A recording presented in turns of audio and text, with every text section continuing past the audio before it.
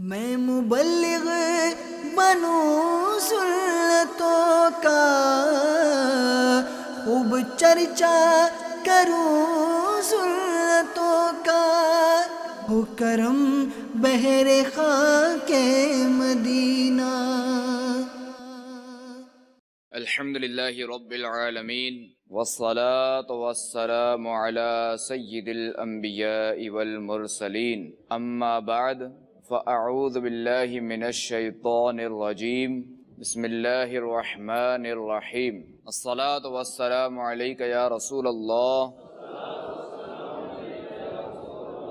وعلی آلک واصحابک یا حبیب اللہ۔ الصلاة والسلام علیک یا نبی اللہ وعلی آلک واصحابک یا نور اللہ۔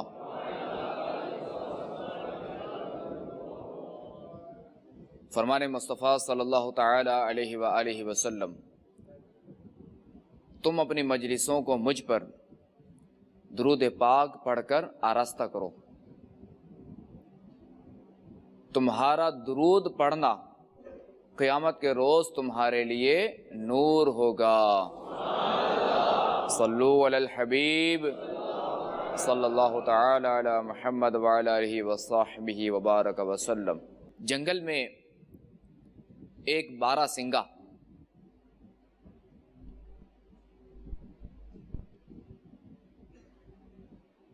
پیاس سے بے تاب ہو کر پانی کے تالاب پر آیا۔ جب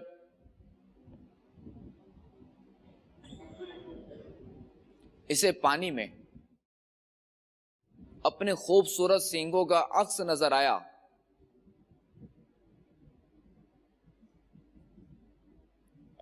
تو فخر سے وہ پھولا نہ سمایا، یعنی بہت فخر کرنے لگا۔ مگر جب اس کی نگاہیں اپنی پتلی اور سوکھی ہوئی ٹانگوں پر پڑی تو اس کی ساری خوشی کافور یعنی ختم ہو گئی، اور وہ حسرت سے سوچنے لگا کہ کاش اس کی ٹانگیں بھی اس کے سینگوں کی طرح خوبصورت اور موٹی ہوتی تو کتنا اچھا ہوتا۔ ابھی وہ انہی خیالوں میں کھویا ہوا تھا، انہی خیالوں میں گم تھا کہ اسے شکاری کتوں کی بھونکنے کی آوازیں آئیں، تو اس نے خطرہ محسوس کرتے ہی وہاں سے بھاگا اور چھپنے کے لیے اس نے جنگل کا راستہ اختیار کیا، جنگل کی طرف چلا۔ اب ادھر اسے شکاری کتوں نے بھی دیکھ لیا، لہذا وہ اس کے پیچھے بھاگے، اور بارہ سنگا جب وہ اس تیزی سے بھاگا کہ اس نے مڑ کر بھی نہ دیکھا اور سیدھا جنگل میں جا گھسا۔ مگر اس کی بدقسمتی کہ جن سینگوں پر تھوڑی دیر قبل وہ فخر کر رہا تھا وہی سینگ ایک جھاڑی میں پھنس گئے،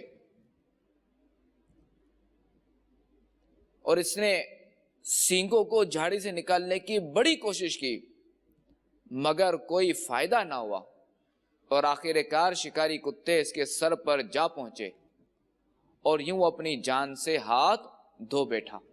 میٹھے میٹھے اسلامی بھائیوں، یاد رکھیے کہ ہر چمکتی چیز سونا نہیں ہوتی، یعنی ہر چمکتی چیز گولڈ نہیں ہوتا، انمول نہیں ہوتی۔ اور یہ کہ اللہ تبارک و تعالی نے دنیا میں ہر شے کو ایک خاص حکمت کے تحت پیدا فرمایا ہے۔ وہ بارہ سنگا اپنی جن ٹانگوں کو پتلی اور بدصورت دے کر افسوس کر رہا تھا، وہی پتلی دبلی پتلی ٹانگیں اس کی زندگی بچانے کے کام آئیں، اور جن سینگوں پر وہ فخر کر رہا تھا، جن سینگوں پر اسے ناز تھا، وہی سینگ اس کی جان کے خاتمے کے سبب بنے۔ تو یاد رکھیے کہ جب اللہ تبارک و تعالی نے دنیا میں ہر شے کو اپنے حکمت کے تحت ایک خاص مقصد کے لیے پیدا فرمایا ہے تو ہمیں اللہ تبارک و تعالی کی عطا کردہ ہر نعمت کی قدر کرنی چاہیے، اور کبھی بھی کسی بھی نعمت کو حقارت کی نظر سے نہیں دیکھنا چاہیے، خواہ وہ ایک پتھر ہی کیوں نہ ہو، اس کو حقیر نہیں جاننا چاہیے، کیونکہ مذکورہ 12 سنگے کی طرح جو شخص اللہ تبارک و تعالی کی عطا کردہ کسی نعمت کو حقارت کی نظر سے دیکھتا ہے یا اس کی قدر نہیں کرتا، وہ ہمیشہ نقصان اٹھاتا ہے اور بعد میں پچھتاتا ہے۔ آئیے ایک واقعہ سنتے ہیں کہ ایک بادشاہ اپنے ساتھیوں کے ساتھ کسی باغ کے قریب سے گزر رہا تھا کہ اس نے دیکھا کہ باغ میں سے کوئی شخص سنگرے سے پھینک رہا ہے، یعنی چھوٹے چھوٹے پتھر،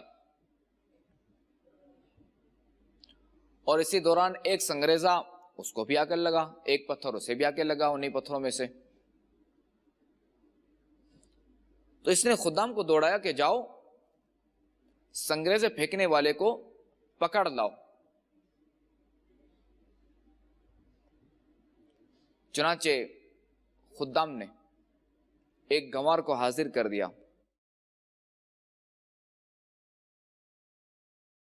تو بادشاہ نے اس سے کہا کہ یہ سنگریزے، یہ پتھر، یہ تم نے کہاں سے حاصل کیے؟ تو اس نے ڈرتے ڈرتے کہا کہ میں ویرانے میں سیر کر رہا تھا کہ میری نظر ان خوبصورت پتھروں پر پڑی، میں نے ان کو جھولی میں بھر لیا، اس کے بعد پھرتا پھراتا اس باغ میں آ نکلا اور پھل توڑنے کے لیے یہ سنگریزے استعمال کر لیے۔ تو بادشاہ نے کہا تم ان پتھروں کی قیمت جانتے ہو؟ اس نے عرض کی نہیں۔ تو بادشاہ بولا کہ یہ پتھر کے ٹکڑے دراصل انمول ہیرے تھے جنہیں تم نے نادانی کے سبب ضائع کر دیے۔ اس پر وہ گنوار، وہ شخص افسوس کرنے لگا، مگر اب اس کا افسوس کرنا بیکار تھا کہ وہ انمول ہیرے اس کے ہاتھ سے نکل چکے تھے۔ میٹھے میٹھے اسلامی بھائیوں، یہ حکایت ہمیں اپنی زندگی کے قیمتی لمحات کی قدر دانی کا درس دیتی ہے کہ گزرتے وقت کا ہر لمحہ ایک ایک انمول ہیرا ہے۔ اگر اسے یوں ہی بیکار ضائع کر دیا تو سوائے حسرت اور ندامت کے کچھ ہاتھ نہ آئے گا۔ جس طرح اس دیہاتی کا حل کہ اس نے انمول ہیرے ضائع کر دیے، اور یقیناً جو لوگ اپنی زندگی کے ان انمول ہیروں کی قدر کرتے ہیں تو انہیں کل بروز قیامت بارگاہ رب العزت میں پیش ہوتے ہوئے کوئی شرم ساری نہیں ہوگی۔ چنانچہ حضرت سیدنا ابو بکر بن عیاش رحمت اللہ تعالی علیہ کے متعلق مروی ہے کہ وہ اپنی حیات مستعار کے قیمتی لمحات فضولیات میں برباد کرنے کے بجائے گھر کے بالا خانے یعنی اوپر کی منزل کے کمرے میں 60 سال تک روزانہ دن اور رات میں ایک ایک قرآن کریم پڑھا کرتے تھے۔ جب کمزوری اور ضعف کی وجہ سے بالا خانے پر بار بار اترنا چڑھنا دشوار ہو گیا تو آپ رحمت اللہ تعالی علیہ نے اترنا ہی چھوڑ دیا، یہاں تک کہ اپنی آخرت سنوارنے اور رب تبارک و تعالی کو راضی کرنے کے لیے عبادت اور ریاضت میں اس قدر مشغول ہو گئے کہ آپ رحمت اللہ تعالی علیہ نے 40 سال تک زمین پر پہلو نہ لگایا، یعنی مسلسل عبادت کے باعث آرام کو ترک فرما دیا۔ اور جب آپ رحمت اللہ تعالی علیہ کا اس جہان فانی سے کوچ کا وقت قریب آیا تو آپ کے صاحبزادے ابراہیم بن ابو بکر رونے لگے۔ تو آپ رحمت اللہ تعالی علیہ نے ان سے ارشاد فرمایا، کیا تمہارے خیال میں اللہ تبارک و تعالی تمہارے باپ کے وہ 40 سال ضائع فرما دے گا جن میں اس نے ہر شب میں ایک قرآن کریم پڑھا ہے، تو دیکھا میٹھے میٹھے اسلامی بھائیوں کہ ہمارے بزرگان دین کا کیا حال تھا، یہ کیسے اللہ والے تھے۔ واقعی یہ وقت کے قدر دان تھے، یہ اپنے اوقات کی قدر کرتے تھے، یہ اپنے اوقات ضائع نہیں ہونے دیتے تھے، اور جو بھی وقت ملے اس میں اللہ تبارک و تعالی کی عبادت کرتے۔ تو اس طرح انہوں نے اپنی زندگی گزاری۔ کاش ہمیں بھی وقت کی قدر نصیب ہو اور ہم بھی قرآن کریم کی تلاوت کریں، ذکر و اذکار کریں، نوافل ادا کریں، بس عبادت کریں اللہ تعالی کی۔ دیکھیں اگر کوئی کسب حلال کرتا ہے، یعنی حلال روزی کماتا ہے، تو یہ بھی عبادت ہے، کیونکہ اس میں بھی ثواب ہے نا۔ اس طرح اگر کوئی کام کرتا ہے، ہاں اگر کوئی مباح کام ہے، اس میں اگر اس نے اچھی اچھی نیتیں کر لیں تو اب وہ کام بھی ثواب پر مشتمل ہو جائے گا۔ آئیے قرآن پاک کے حوالے سے چند فضائل عرض کرتا ہوں کہ سورہ یاسین شریف کہ جس کی تلاوت میں 8 سے 10 منٹ لگتے ہیں، تقریباً 8 سے 10 منٹ، مگر اس کا ثواب کیا ہے کہ سورہ یاسین ایک مرتبہ پڑھنے سے 10 قرآن پاک کا ثواب حاصل ہوتا ہے۔ سورہ یاسین کی تلاوت سے 20 حج کا ثواب ملتا ہے، اور جو خوش نصیب اسے اللہ تعالیٰ کی رضا اور آخرت کی بہتری کے لیے پڑھے، اس کے لیے مغفرت کی بشارت ہے۔ سورہ ملک جو کہ 30 آیت پر مشتمل ہے، اس کو پڑھنے میں تقریباً 5 سے 7 منٹ لگتے ہیں، مگر اس کا ثواب۔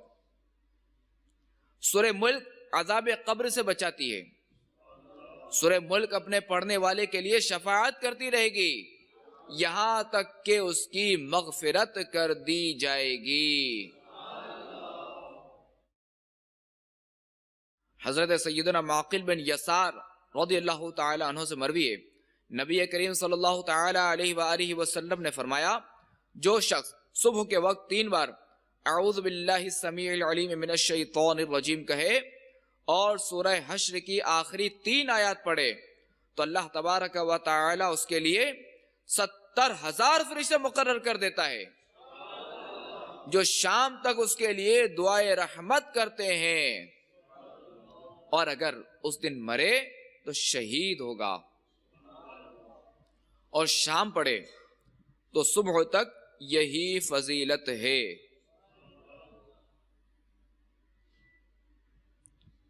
اور ایک روایت میں ہے کہ سورہ بقرہ میں ایک آیت ہے جو قرآن پاک کی تمام آیتوں کی سردار ہے، اور وہ آیت جس گھر میں پڑھی جائے اس گھر سے شیطان نکل جاتا ہے، اور وہ آیت الکرسی ہے۔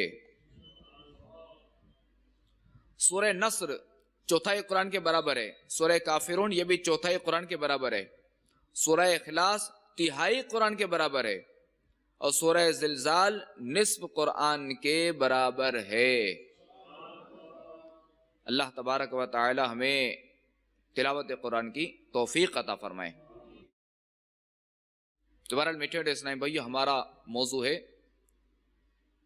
وقت کی قدر، وقت کی اہمیت، کہ یہ جو ہمیں سانس ملے ہوئے ہیں، جو کہ گنتی کے ہیں، جو کہ انمول ہیں، تو انہیں ہمیں ضائع نہیں کرنا چاہیے، ہمیں اس کی قدر کرنی چاہیے۔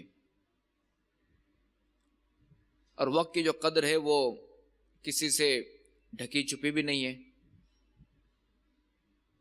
اور ہر کوئی اس کی اہمیت بھی جانتا ہے۔ مثلا کوئی طالب علم چھٹیاں کرتا ہے یا پڑھائی میں سستی کا مظاہرہ کرتا ہے، تو اسے ضرور کہا جاتا ہے کہ یہاں وقت کیوں ضائع کر رہے ہو، کوئی کام کاج ہی کر لو، کہ ہو سکتا ہے وہاں کامیاب ہو جاؤ، یہ کہا جاتا ہے نا۔ تو اسے یہ مشورہ اس لیے دیا جاتا ہے کہ سب جانتے ہیں کہ یوں وقت برباد کر کے وہ کبھی علم حاصل نہیں کر سکتا، اور کیونکہ جو طالب علم وقت برباد کرتا ہے اس کا مقصود علم حاصل کرنا نہیں ہوتا، بلکہ وہ تو وقت گزاری ہوتی ہے، اور وہ وقت گزارنے کے لیے تعلیمی اداروں میں آنا جانا رکھتا ہے. مقصد اس کا علم حاصل کرنا نہیں ہوتا، پڑھنا نہیں ہوتا، اور اپنی زندگی کے انمول لمحات بے مقصد کاموں میں برباد کرتا رہتا ہے، اور یہ بھول جاتا ہے کہ اللہ تبارک و تعالی نے جب دنیا میں کوئی بھی حقیر سی شے، خواہ وہ پتھر ہی کیوں نہ ہو، بے مقصد پیدا نہیں کی، تو کیا انسان کو جو کہ اشرف المخلوقات ہے، تو کیا ایسے بیکار بنایا ہے؟ تو کیا ایسے کسی مقصد کے بغیر ہی پیدا فرمایا ہے؟ آئیے قرآن پاک سے سنتے ہیں یہ قرآن پاک کیا فرماتا ہے. پارہ 18 سورۃ المؤمنون آیت نمبر 115 میں ارشاد ہوتا ہے، افحسبتم انما خلقناکم عبثا وانکم الینا لا ترجعون، تو کیا سمجھتے ہو کہ ہم نے تمہیں بیکار بنایا اور تمہیں ہماری طرف پھرنا نہیں؟ صدر الفاضل حضرت علامہ مولانا سید محمد نعیم الدین مراد آبادی علیہ رحمت اللہ الہادی خزائن العرفان میں اس آیت مقدسہ کے تحت فرماتے ہیں، اور کیا تمہیں آخرت میں جزا کے لیے اٹھنا نہیں، بلکہ تمہیں عبادت کے لیے پیدا کیا کہ تم پر عبادت لازم کریں، اور آخرت میں تم ہماری طرف لوٹ کر آؤ تو تمہیں تمہارے اعمال کی جزا دیں. تو میٹھے میٹھے اسلامی بھائیوں، معلوم ہوا کہ اللہ تبارک و تعالی نے ہمیں عبادت و اطاعت کے ذریعے اپنی رضا حاصل کرنے کے لیے زندگی کی انمول نعمت سے نوازا ہے. بس جس شخص کی زندگی میں بندگی نہ ہو، کہ جس شخص کی زندگی میں بندگی نہ ہو، بھلا وہ بھی بندہ ہے؟ یہ کیسا بندہ ہے کہ اس کی زندگی میں بندگی ہی نہیں؟ کیونکہ بے بندگی رضا خدا بندی عز و جل کے حصول میں سوائے شرمندگی کے کچھ حاصل نہ ہوگا. چنانچہ موت و حیات کی پیدائش کا سبب پارہ 29 سورۃ الملک کی آیت نمبر 2 میں ارشاد ہوتا ہے، الذی خلق الموت والحیات لیبلوکم ایکم احسن عملا. ترجمہ کنز الایمان، وہ جس نے موت اور زندگی پیدا کی کہ تمہاری جانچ ہو تم میں کس کا کام زیادہ اچھا ہے. صدر الافاضل مولانا نعیم الدین مراد آبادی علیہ رحمت اللہ الہادی اس آیت مبارکہ کی تفسیر میں فرماتے ہیں، کس کا کام اچھا ہے سے مراد یہ ہے کہ کون زیادہ مطیع اور مخلص ہے، یعنی کون زیادہ فرما بردار ہے، اطاعت گزار ہے اور مخلص ہے، اخلاص والا ہے. تو معلوم ہوا کہ دنیا ایک امتحان گاہ ہے جس میں اللہ تبارک و تعالی نے ہمیں آخرت میں ہونے والے امتحان کی تیاری کے لیے پیدا فرمایا ہے، تاکہ بروز قیامت یہ معلوم ہو سکے کہ ہم میں سے کون اطاعت خدا بندی کا پیکر بنا رہا اور کس کا شمار نافرمانوں میں رہا، گناہ گاروں میں رہا. تو ہمیں اس امتحان کی تیاری کے لیے پیدائش سے لے کر موت تک کا جو مخصوص وقت دیا گیا ہے، تو ہمیں اسی دورانیے میں، یعنی اسی ڈیوریشن میں اپنی اجتماعی اور انفرادی زندگی اللہ تبارک و تعالی اور اس کے رسول صلی اللہ تعالی علیہ وآلہ وسلم کے احکامات کی پاسداری کرتے ہوئے بسر کرنی ہے. اور یہی ہمارا مقصد حیات ہے، یعنی ہماری زندگی کا مقصد ہے، پیدا فرمایا ہے.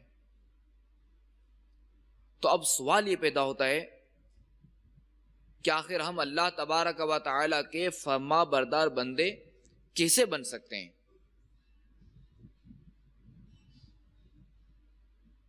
جو اس کا جواب ہمیں قرآن پاک ہی سے مل رہا ہے۔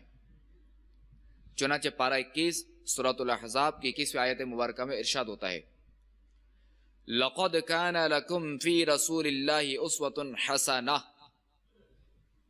ترجمہ کنز ایمان، تمہیں رسول اللہ کی پیروی بہتر ہے۔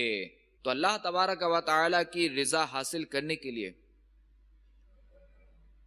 اس کی خوشنودی حاصل کرنے کے لیے ہمیں رسول اللہ صلی اللہ تعالی علیہ وآلہ وسلم کی سنتوں پر عمل کرنا چاہیے۔ تو میٹھے اسلام بھائیو، یاد رکھیے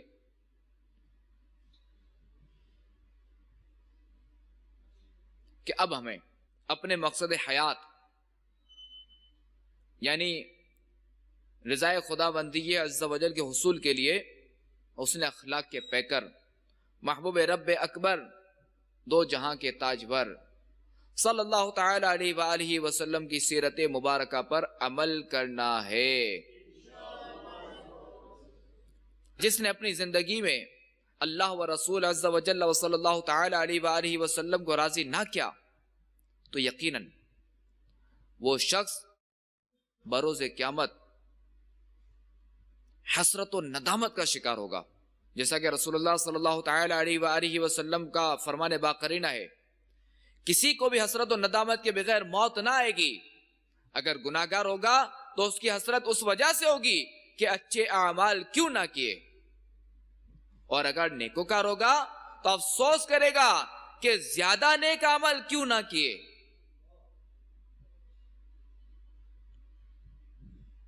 تو پتہ چلا کہ حسرت و ندامت دونوں کو ہوگی، گناہگار کو بھی ہوگی اور نیک کو بھی ہوگی۔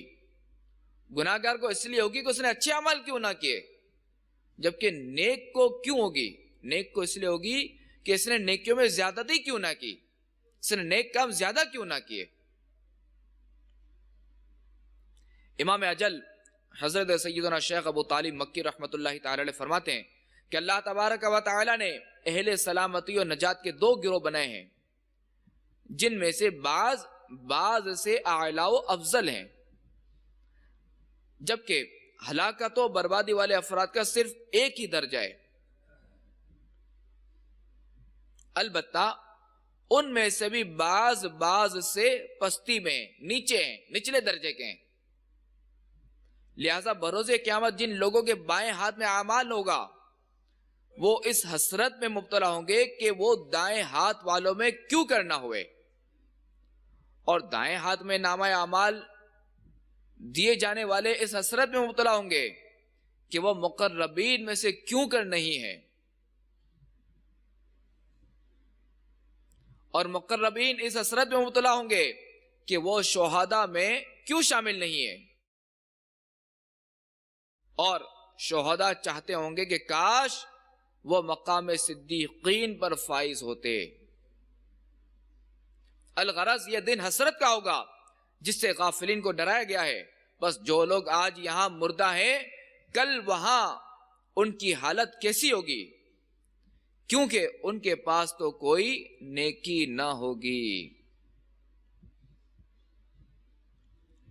منقول ہے کہ بندے پر دن اور رات کی تمام ساعتیں پیش کی جاتی ہیں تو وہ ان ساعتوں کو صف در صف 24 خزانے خیال کرتا ہے، یعنی الماریاں خیال کرتا ہے، اور پاتا ہے کہ ہر خزانے میں نعمت و لذت اور عطا و جزا ہے۔ جب وہ دنیا کی ساعتوں میں اپنی نیکیاں ان خزانوں میں بطور امانت رکھے گا تو کل بروز قیامت انہیں پا کر خوش ہوگا اور ان پر رشک کرے گا۔ مگر جب دنیا کی کوئی ساعت گزر جائے اور اس ساعت میں اس نے اللہ تبارک و تعالی کا ذکر نہ کیا تو آخرت میں اس ساعت کے خزانے کو خالی پائے گا کہ اس میں کوئی عطا ہوگی نہ ہی کوئی جزا۔ بس اسے بہت برا لگے گا اور اس پر حسرت کرے گا کہ وہ ساعت اس سے کیسے فوت ہو گئی کہ اس نے اس میں کوئی شے ذخیرہ نہ کی تاکہ اس کی جزا بھی ذخیرہ شدہ پاتا، اور پھر اس کے دل میں رضا و سکون ڈال دیا جاتا. تو میٹھے میٹھے اسلامی بھائیوں، واقعی ہمیں جو زندگی ملی ہوئی ہے، ہمیں جو سانسوں کی گنتی ملی ہوئی ہے،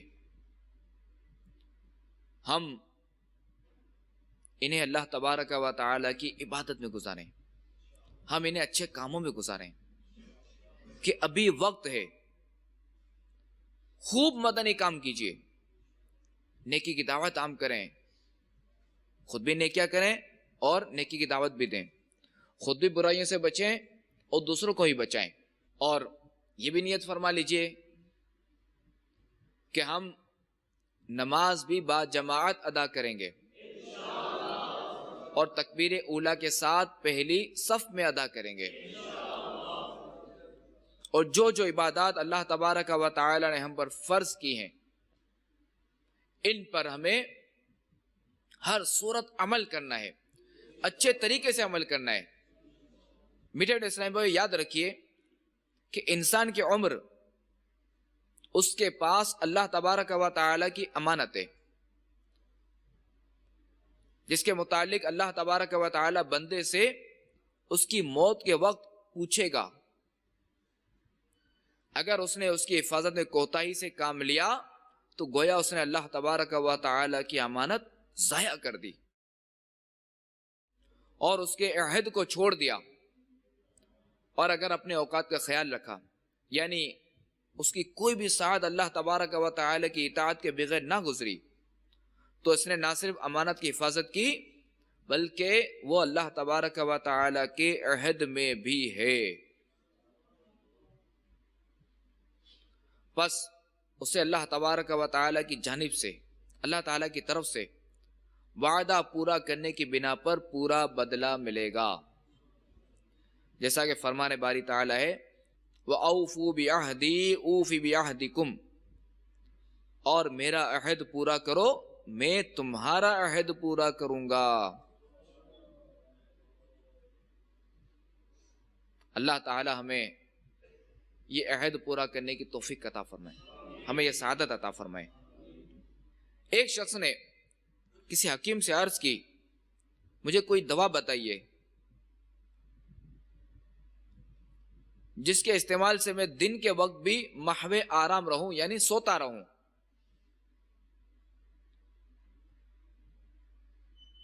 تو اس عقل مند حکیم نے اس شخص کو یوں جواب دیا، ارے نادان، تو کتنا کم عقل ہے کہ تیری زندگی کا آدھا حصہ تو پہلے ہی رات غفلت میں سوتے ہوئے گزر رہا ہے، حالانکہ نیند موت کا دوسرا نام ہے. اور اب تو خود اپنے ہاتھوں سے اپنی زندگی کے 4 حصوں میں سے 3/4 حصے کو موت کی نظر کر کے، یعنی نیند کی نظر کر کے 4 حصوں میں سے صرف 1 حصہ زندگی گزارنا چاہتا ہے. تو اس بندے نے پوچھا، میں سمجھا نہیں، وہ کیسے؟ تو حکیم صاحب نے بتایا، فرض کرو تمہاری عمر 40 سال ہو تو آدھی عمر 20 سال ہوگی.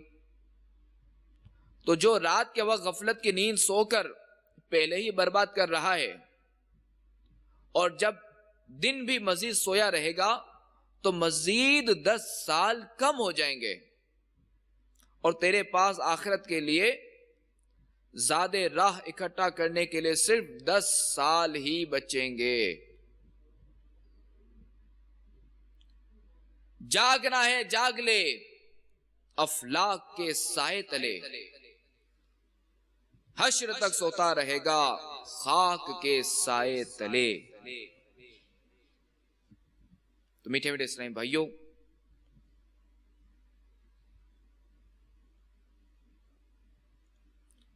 مذکورہ نادان شخص کی طرح ہم بھی اپنی زندگی کے قیمتی لمحات رضائے رب الانام کے حصول میں گزارنے کے بجائے غفلت یا گناہوں میں گزار دیتے ہیں، یا غفلت میں گزار دیتے ہیں. یہ غفلت الگ چیز ہے، گناہ الگ چیز ہے. اگر کبھی ضائع ہونے والے زندگی کے ان قیمتی لمحات کا حساب لگانا چاہیں تو شاید ہمارے لیے ممکن نہ ہو۔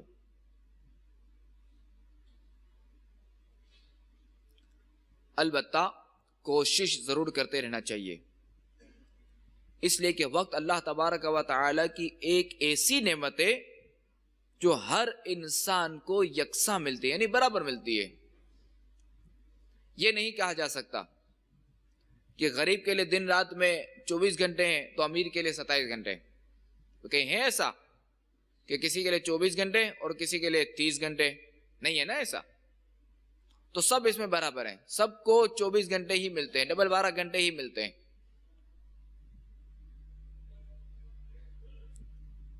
اللہ تبارک و تعالی نے ہم میں سے ہر ایک کو دن رات کی صورت میں ڈبل 12 گھنٹوں میں 1440 منٹ 86,400 سیکنڈ عطا فرمائے ہیں۔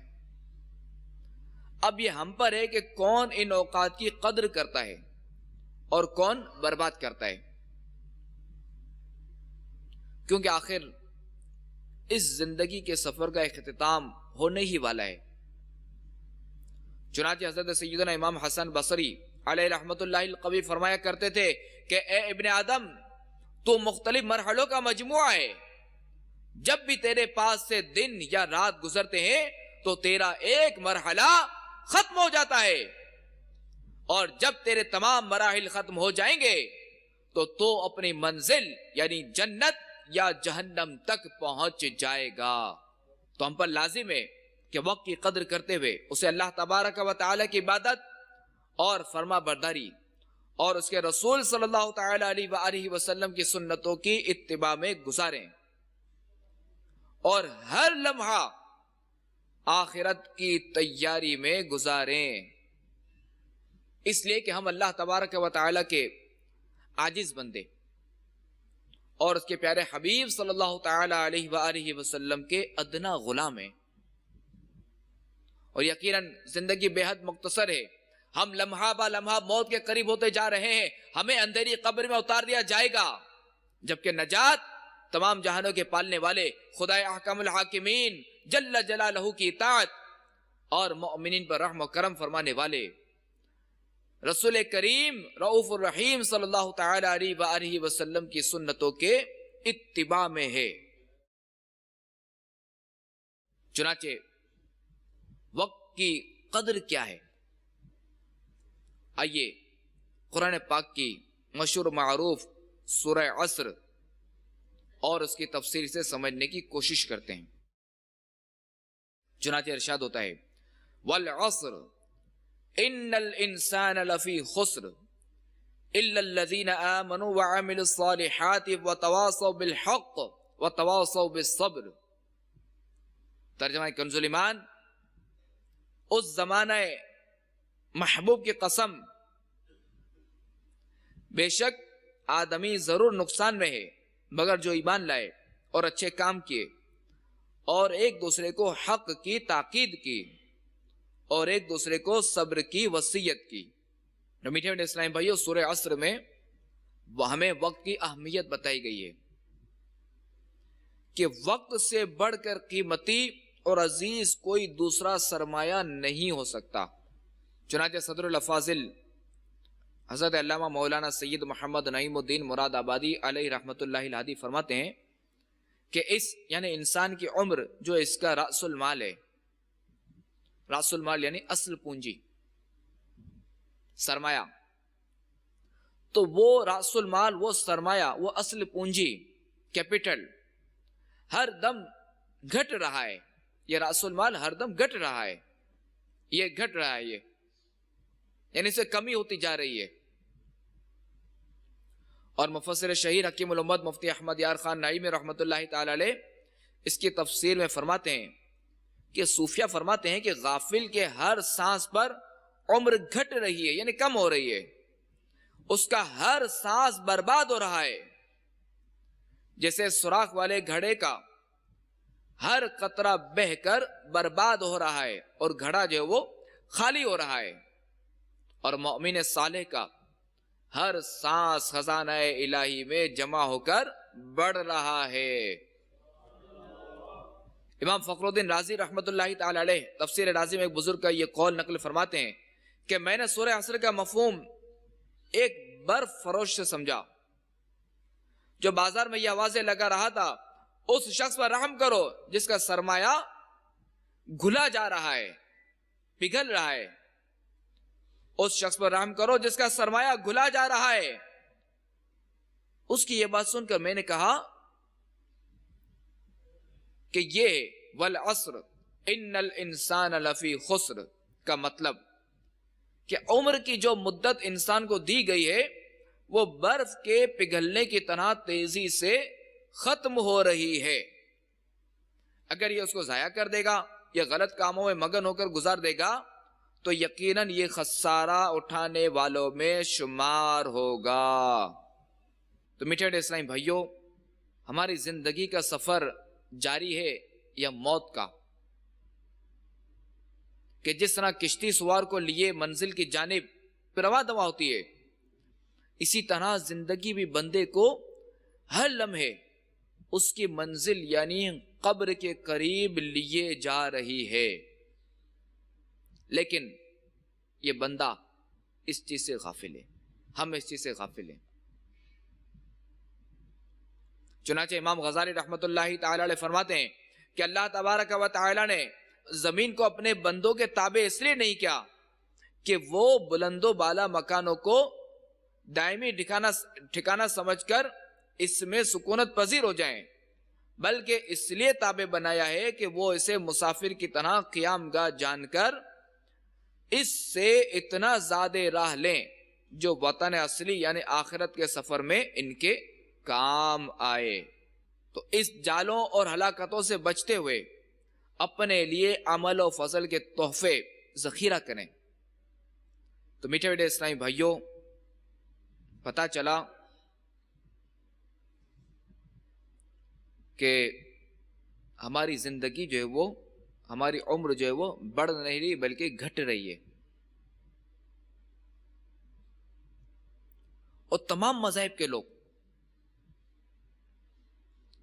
یعنی غیر مسلم بھی اس بات کو تو مانتے ہیں کہ موت آنی ہے، مرنا ہے، مگر کب آنی ہے یہ تو ان کو بھی نہیں معلوم، نہ ہی ہمیں معلوم، یہ تو کسی کو نہیں معلوم۔ بہرحال یاد رکھیے کہ موت کا وقت مقرر ہے اور ہم سب آہستہ آہستہ اس موت کی طرف بڑھ رہے ہیں، اور ہر گزرنے والا لمحہ گویا ہمیں موت کے قریب کر رہا ہے، ہمیں قبر کے قریب کر رہا ہے۔ یہ زندگی کا یہ سفر کب اور کس موڑ پر پورا ہوتا ہے یہ کوئی نہیں جانتا، لیکن یہ سب کو معلوم ہے کہ اس کا اختتام موت پر ہوگا، کہ زندگی کے سفر کا اختتام، زندگی کے سفر کا خاتمہ موت پر ہوگا، کہ اس کی آخری منزل موت ہے۔ ہم زندگی کے آغاز کا حساب تو یاد رکھتے ہیں، مگر افسوس کہ اختتام کی کوئی فکر نہیں کرتے، کہ کیا معلوم زندگی کا یہ سورج کب موت کی اندھیری وادیوں میں ڈوب جائے۔ ہم تو یہ کہتے ہیں کہ فلاں اتنے سال کا ہو گیا ہے، لیکن کبھی یہ نہیں سوچتے کہ اس کی عمر بڑھ نہیں رہی بلکہ کم ہوتی جا رہی ہے۔ مثلا کہ ایک شخص کی عمر اللہ تبارک و تعالیٰ کے ہاں 70 سال مقرر ہوئی، یعنی 70 سال کی عمر میں سے موت آئے گی، تو جب وہ 40 سال کا ہوتا ہے تو ہم یہ کہتے ہیں کہ یہ 40 سال کا ہو گیا، مگر کبھی یہ نہیں سوچتے کہ اس کی عمر کے خاتمے میں صرف 30 سال باقی رہ گئے۔ تو اس لیے کہ ہم ہر شے کو عقل کے ترازو میں تولنے کے اس قدر عادی ہو چکے کہ جو شے ہماری آنکھوں کے سامنے ہوتی ہے صرف اسی کو تسلیم کرتے ہیں، اسی کو مانتے ہیں، اور جو چیز آنکھوں سے اوجھل ہوتی ہے اس پر یقین مشکل ہی آتا ہے، کیونکہ ہماری سوچوں کے محور تبدیل ہو چکے ہیں۔ ہم دنیا اور اس کی فانی زندگی کی لذتوں پر یقین تو رکھتے ہیں کیونکہ وہ ہماری آنکھوں کے سامنے ہیں، مگر آخرت اور اس کی نعمتوں سے اس لیے منہ موڑے ہوئے ہیں کہ وہ ہماری آنکھوں سے اوجھل ہیں، اور موت سے غفلت نے نہ صرف ہمارے ایمان بالغیب کو کمزور کر دیا ہے بلکہ ہمیں اپنے مقصد حیات سے بھی دور کر دیا ہے۔ تو پھر کیا وجہ ہے کہ ہمارا شمار خسارہ پانے والوں میں نہ کیا جائے؟ کہ جیسا کہ فرمان باری تعالی ہے ان الانسان لفی خسر، بے شک آدمی ضرور نقصان میں ہے۔ اب سوال یہ پیدا ہوتا ہے کہ کیا سارے آدمی نقصان میں ہیں؟ تو اس سوال کا جواب بھی اسی سورہ عصر کی 3 آیت مبارکہ میں کچھ یوں دیا گیا ہے، مگر جو ایمان لائے اور اچھے کام کیے اور ایک دوسرے کو حق کی تاکید کی اور ایک دوسرے کو صبر کی وصیت کی۔ الحمدللہ عز و جل ہم مسلمان ہیں، ہمارا جو ہے وہ اللہ تبارک و تعالی اور اس کے تمام رسولوں پر، اس کی کتابوں پر، اس کے فرشتوں پر اور قیامت کے دن پر ایمان ہے، جبھی تو مسلمان ہے نا۔ اور یاد رکھیے کہ صرف ایمان لانا ہی کافی نہیں بلکہ ایمان کی حفاظت کی فکر بھی انتہائی ضروری ہے، کہ بسا اوقات گناہوں کی نحوست کی وجہ سے ایمان سلب کر لیا جاتا ہے، ایمان چھن جاتا ہے۔ تو اگر خدا نخواستہ ایمان ہی سلب ہو گیا، ایمان ہی چھن گیا، تو سب کیا کرایا اکارت جائے گا، کچھ ہاتھ نہ آئے گا۔ تو لہٰذا ایمان کے ساتھ ساتھ فرائض اور واجبات کی ادائیگی اور گناہ اور معصیت سے اجتناب بھی ضروری ہے، اللہ تعالیٰ کی نافرمانی سے بچنا بھی ضروری ہے۔ یہی وجہ ہے کہ سورہ عصر کی 3 آیت مبارکہ اور اس کی تفسیر سے معلوم ہوا کہ جو لوگ ایمان لائے اور انہوں نے اچھے کام کیے اور ایک دوسرے کو حق یعنی ایمان اور عمل و صالح کی تاکید کی اور ایک دوسرے کو ان تکلیفوں اور مشقتوں پر صبر کی وصیت کی جو راہ خدا میں نیکی کی دعوت دیتے ہوئے پیش آئیں، تو ایسے لوگ اللہ تبارک و تعالی کے فضل و کرم سے کس طرح محروم ہو سکتے ہیں؟ بلکہ یہ تو نفع پانے والے ہیں، نقصان اٹھانے والے نہیں ہیں، کیونکہ ان کی زندگی کے انمول لمحات راہ خدا میں گزرے۔ تو میٹھے اسلامی بھائیوں، سورہ عصر ہمیں پکار کر کہہ رہی ہے کہ ہم اپنی زندگی اور وقت کی اہمیت سمجھیں اور زندگی یوں گزاریں کہ ہمارے پاس ایمان ہو، عمل صالح ہو، نیکی کی دعوت ہو، نیکی کی دعوت کی راہ میں آنے والی مشقتوں اور تکلیفوں پر صبر بھی ہو، تو یقیناً ہمارا شمار بھی ان لوگوں میں ہوگا جو اللہ تبارک و تعالی کے فضل سے محروم نہیں ہیں۔ تو اے دعوت اسلامی والوں تمہیں مبارک ہو، اے مدنی قافلوں میں سفر کرنے والوں تمہیں مبارک ہو، اے مدنی انعامات پر عمل کرنے والوں تمہیں مبارک ہو، اے راہ خدا میں سفر کر کے آنے والی تکالیف پر، آنے والی مصیبتوں پر صبر کرنے والوں تمہیں مبارک ہو،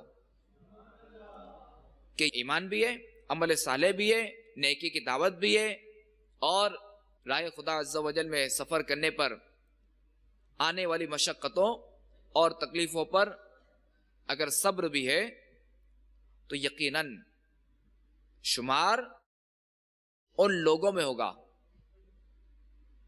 کہ جو اللہ تبارک و تعالی کے فضل و کرم سے محروم نہیں ہوں گے۔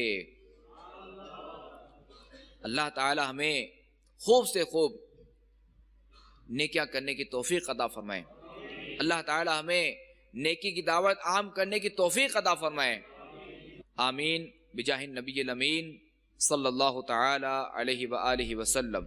صلو علی الحبیب۔ ہاتھ ملانا سنت ہے کہ 14 حروف کی نسبت سے ہاتھ ملانے کے 14 مدنی پھول سنتے ہیں۔ دو مسلمانوں کا باوقت ملاقات سلام کر کے دونوں ہاتھوں سے مصافحہ کرنا یعنی دونوں ہاتھ ملانا سنت ہے. رخصت ہوتے وقت بھی سلام کیجئے اور ہاتھ بھی ملا سکتے ہیں.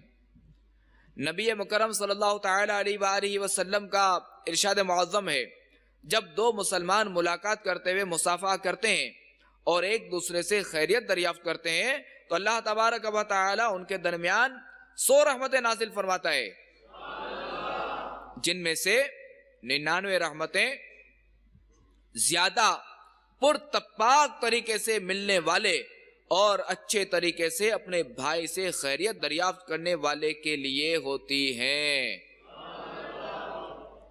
جب دو دوست آپس میں ملتے ہیں اور مصافحہ کرتے ہیں اور نبی کریم صلی اللہ تعالی علیہ وآلہ وسلم پر درود پاک پڑھتے ہیں تو ان دونوں کے جدا ہونے سے پہلے دونوں کے اگلے پچھلے گناہ بخش دیے جاتے ہیں. ہاتھ ملاتے وقت درود شریف پڑھ کر ہو سکے تو یہ دعا بھی پڑھ لیجئے، یغفر اللہ لنا ولکم، یعنی اللہ تعالی ہماری اور تمہاری مغفرت فرمائے. دو مسلمان ہاتھ ملانے کے دوران جو دعا مانگیں گے انشاءاللہ قبول ہوگی، اور ہاتھ جدا ہونے سے پہلے دونوں کی مغفرت ہو جائے گی. آپس میں ہاتھ ملانے سے دشمنی دور ہوتی ہے. فرمان مصطفیٰ صلی اللہ تعالی علیہ وآلہ وسلم ہے، جو مسلمان اپنے بھائی سے مصافحہ کرے اور کسی کے دل میں دوسرے سے عداوت نہ ہو تو ہاتھ جدا ہونے سے پہلے اللہ تعالیٰ دونوں کے گزشتہ گناہ بخش دے گا. اور جو کوئی اپنے مسلمان بھائی کی طرف محبت بھری نظر سے دیکھے اور اس کے دل یا سینے میں عداوت نہ ہو تو نگاہ لوٹنے سے پہلے دونوں کے پچھلے گناہ بخش دیے جائیں گے. جتنی بار ملاقات ہو ہر بار ہاتھ ملا سکتے ہیں.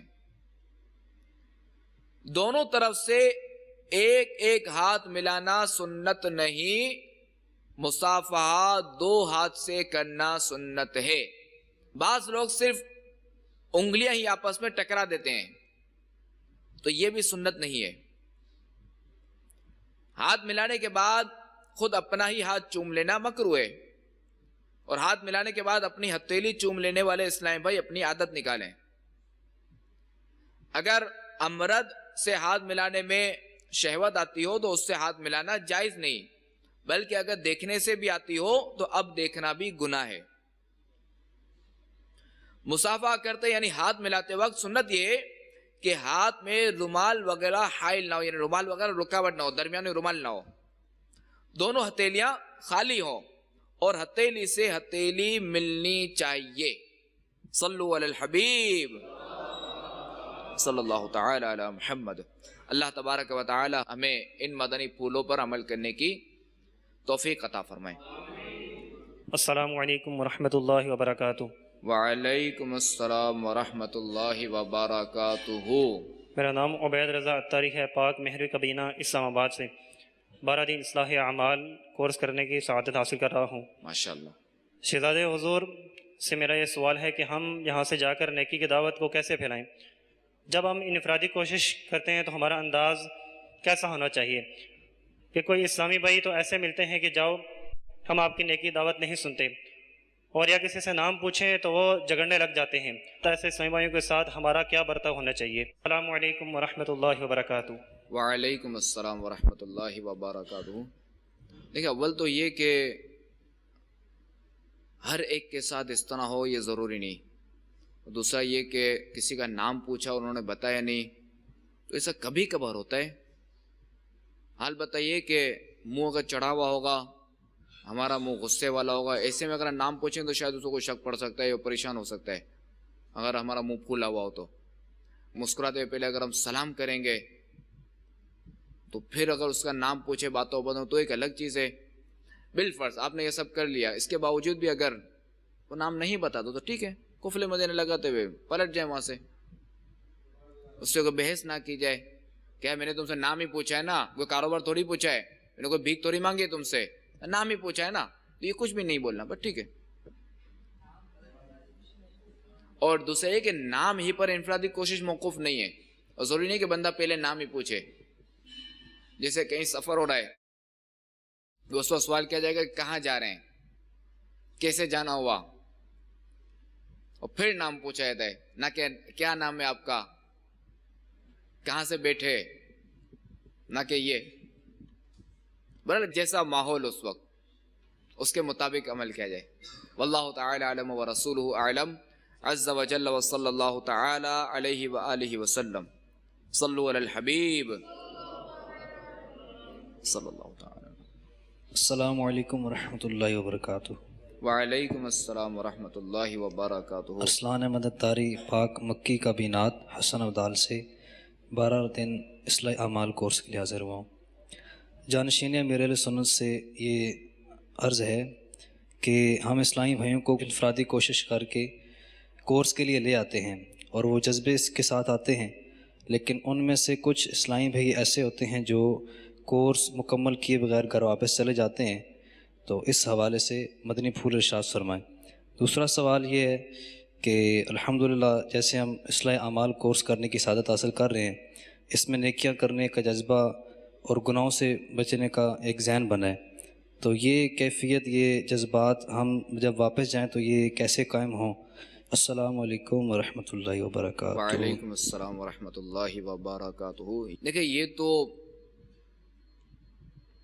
بعض اوقات ہوتا ہے کہ تیار ہو کر اسلامی بھائی آتے ہیں اور چلے جاتے ہیں، نصیب کی بھی اس میں بات ہوتی ہے.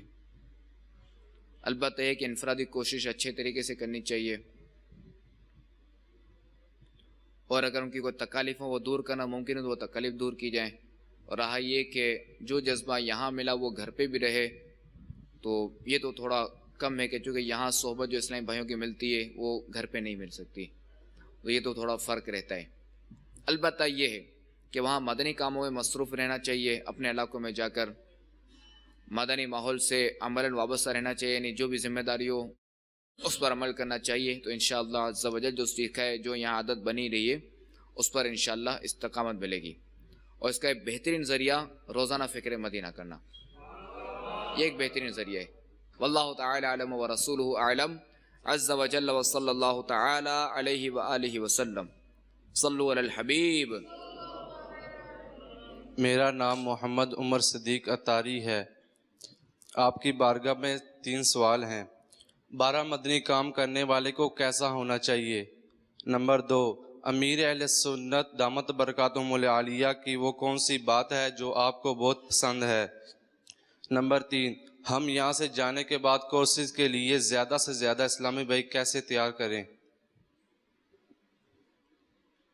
ایک تو یہ کہ 12 مدنی کام کرنے والوں کو کیسا ہونا چاہیے. 12 مدنی کام کرنے والے کو سنتوں کا عامل ہونا چاہیے، سنتوں کا پیکر ہونا چاہیے، اس کا مدنی حلیہ ہونا چاہیے. اچھا امیر اہل سنت کی کون سی بات پسند ہے؟ تو کوئی ایسی امیر سنت کی بات نہیں جو پسند نہ ہو. تیسرا آپ کا سوال تھا مزید جو ہے وہ کورسز کے لیے کیسے تیار کیا جائے اسلامی بھائیوں کو، یہی سوال تھا نا. اس میں یہ کہ جو یہاں سیکھا اور جو سیکھنے والے کے اندر جو آپ کے اندر تبدیلی آئی، وہ جن کو آپ تیار کریں نا ان کو بتانی چاہیے، اور اپنا پرانا ماحول کے شریعت کی حد تک، شریعت کی اجازت تک بتانا چاہیے کہ پہلے میں یہ تھا اور اب یہ، مجھے اصلاح عمل کورس کرنے دے کہ یہ فائدہ ہوا، تو فلاں کورس کرنے سے مجھے یہ فائدہ ہوا. تو اس طرح اس کو فوائد بتا کر تیار کیا جا سکتا ہے. السلام علیکم ورحمۃ اللہ وبرکاتہ. وعلیکم السلام ورحمۃ اللہ وبرکاتہ. شکیل احمد اتاری پاک حسینی کابینہ چوک امام اعظم سے 12 روزہ اصلاح اعمال کورس کرنے کی سعادت حاصل کر رہا ہوں. مرحبا. شہزادہ حضور کی بارگاہ میں عرض ہے کہ میں نیک بننا چاہتا ہوں مگر پھر گناہ ہو جاتے ہیں. اس حوالے سے کچھ مدنی پھول ارشاد فرما دیجئے. اور دوسرا سوال یہ عرض ہے کہ جیسا کہ امیر اہل سنت دامت برکاتہم العالیہ نے شہزادوں کی تربیت فرمائی، تو اس حوالے سے حضور ہمیں مدنی پھول ارشاد فرمائیں کہ ہم اپنے مدنی منع اور منیوں کی کس طرح تربیت کریں کہ وہ بھی دعوت اسلامی کے محکمہ کے مدنی ماحول کے مطابق اپنی زندگی گزار سکیں. جزاک اللہ خیرہ. السلام علیکم ورحمۃ اللہ وبرکاتہ۔ وعلیکم السلام ورحمۃ اللہ وبرکاتہ۔ تربیت اولاد، یہ رسالہ اس حوالے سے مفید رہے گا، اس کا مطالعہ انشاءاللہ۔ نیک بننے کے حوالے سے دعا کریں میں بھی نیک بن جاؤں۔ البتہ یہ ہے کہ بندے کو جو چیز چاہیے ہو نا تو پہلے اس کا شوق پیدا کرے، اس کی رغبت پیدا کرے۔ اور شوق و رغبت کیسا پیدا ہو؟ اس کے فضائل پر دیکھے، اس کے فوائد دیکھے، اس کے فوائد کا مطالعہ کرے، اس کے فضائل کا مطالعہ کرے، تو اب جو وہ شوق اور رغبت پیدا ہوگی۔ اب جب شوق اور رغبت پیدا ہو گئی تو یہ شوق اور رغبت خود اس کی رہنمائی کریں گے، خود اسے وہاں لے کر جائیں گے۔ واللہ تعالی اعلم ورسولہ اعلم عز وجل وصلی اللہ تعالی علیہ وآلہ وسلم۔ صلو علی الحبیب صلی اللہ تعالی علی محمد۔ ایک امام کو کیسا ہونا چاہیے؟ ایک امام کو کیسا ہونا چاہیے؟ ایک امام کو نیکی کی دعوت عام کرنے والا ہونا چاہیے۔ دیکھا میرے اہل سنت بھی ایک امام ہی تھے، اور آج دیکھیں گے ان کی برکت سے کتنے امام ہیں، کتنی مسجدیں آباد ہیں۔ تو ایک امام کو ایسا ہونا چاہیے، یعنی یہ کہ نماز پڑھانے کے بعد، سلام پھیرنے کے بعد، دعا کے بعد امام کو چاہیے کہ وہیں بیٹھے رہے، اسلامی بھائیوں سے ملاقات کریں، نمازوں سے ملاقات کریں، ان پہ انفرادی کوشش کریں، نہ کہ اپنے حجرے میں تشریف لے جائیں، عوام میں رہیں۔ واللہ تعالی اعلم ورسولہ اعلم عز وجل وصلی اللہ تعالی علیہ وآلہ وسلم۔ صلو علی الحبیب۔ گناہوں سے کیسے بچیں؟ جب بھی کسی چیز سے بچنا ہو نا، ایک تو یہ کہ کسی چیز کا جب حصول ہو، کسی چیز کو حاصل کرنا ہو تو اس کے لیے شوق اور رغبت پیدا کرنی ہوگی۔ شوق اور رغبت پیدا کرنے کے لیے اس کے فضائل اور فوائد کا مطالعہ کرنا پڑے گا، تو تب جو ہے وہ چیز حاصل کرنے کے تو وہ شوق اور رغبت خود اس کی رہنمائی کریں گے۔